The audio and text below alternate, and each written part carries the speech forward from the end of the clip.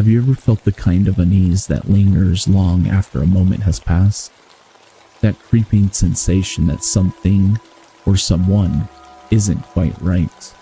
Tonight, we're diving into a chilling tale that will leave you questioning how safe the familiar can truly be. Stay with me, you won't want to miss this one.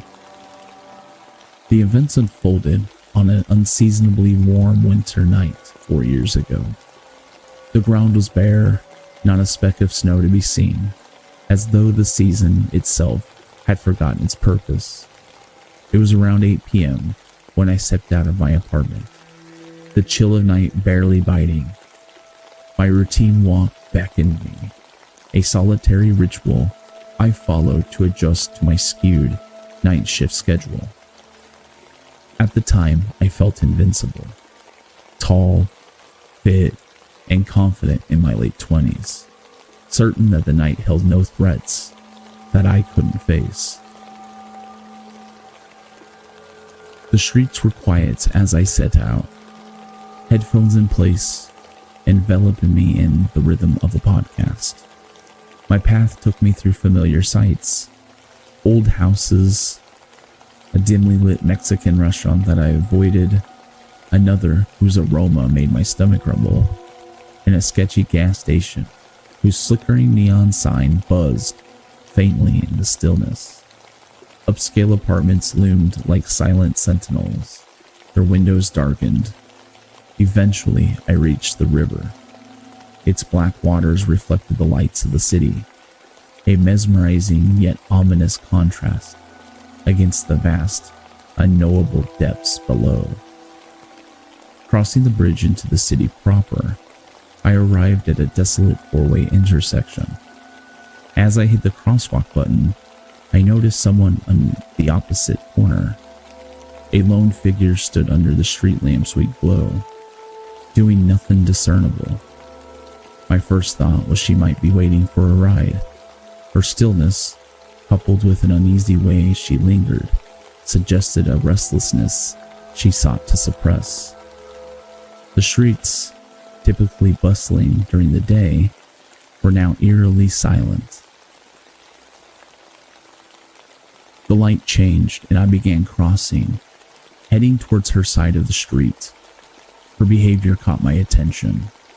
Small, darting glances in my direction, quickly averted, as if she were trying to avoid being noticed, but failing miserably. Her unease was palpable, though I dismissed it as apprehension. After all, we were the only two figures on this dimly lit street. As I approached, I took note of her attire, only because it seemed ill-suited for the season. A knitted hat with tassels crowned her head. Her sweater was far too thin to stave off the cold, and she wore tight jeans paired with a small plastic backpack that seemed better suited for a child. She appeared younger at first glance, but as I passed her, I realized she might have been closer to my age. Her pale complexion, short-cropped light brown hair, and gaunt frame stood out in the faint glow of the streetlights. Our paths crossed without incident, and I continued down the street, dismissing her as just another oddity of city life. I made my way through the heart of the city, passing high-rise hotels and the sparse glow of lit trees in a central park.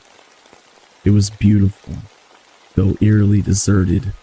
The air felt thick with an unseen presence, as though the emptiness itself was watching.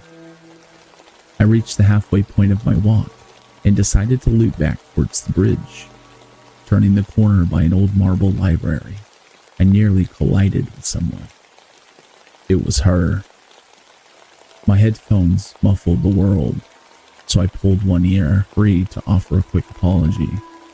She didn't respond. Instead, she stepped back into the circle of light from a street lamp, avoiding my gaze, but sneaking those same timid glances as before. Something about her presence sent a prickle of unease down my spine, though I shrugged it off, nodded, and continued walking.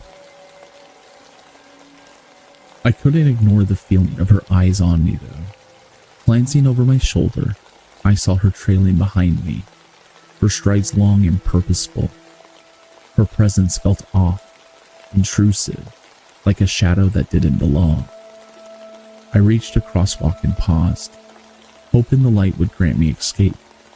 She caught up though, passing me only to crouch a few meters away, rifling through her little plastic bag. Her movement struck me as strange, disjointed, almost performative. She wasn't searching for something, she was pretending to. Her eyes flicked up to me repeatedly, her actions like a poorly executed facade. I felt my stomach tighten. When the light changed, I moved quickly, hoping to put distance between us, but she outpaced me, darting ahead with unnerving speed. She disappeared into the darkness beyond the streetlights, leaving me with a creeping sense of dread. I pressed on, my senses heightened. The silence of the night seemed louder now, broken only by the faint rustle of the wind. Then, as I neared a poorly lit stretch of sidewalk by a mirrored building, something in the reflection caught my eye. A figure moved, sprinting toward me, silent as a nightmare. I turned abruptly, my heart hammering. It was her again, charging toward me with a frantic energy that sent waves of panic coursing through me. She stopped just short, her wild eyes boring into mine. In the dim light, I could see her hand clutching something, a small object, held tightly at her side. Seconds stretched into an eternity as we faced off, the air between us thick with unspoken tension. Her gaze flickered between my face and my arms, as if calculating her chances. My pulse pounded in my ears, drowning out any rational thought. The distant hum of a car broke the spell. Its headlights approached, cutting through the gloom, and her posture shifted. I seized the moment, shouting, "What do you want?" My voice trembled, but carried enough force to break her composure. She stared at me for a moment longer, then turned and strode away, her movements eerily calm, as if nothing had happened. I didn't let my guard down until I reached the safety of the bridge. Even then, I kept looking over my shoulder, half expecting her to emerge from the shadows, but she was gone.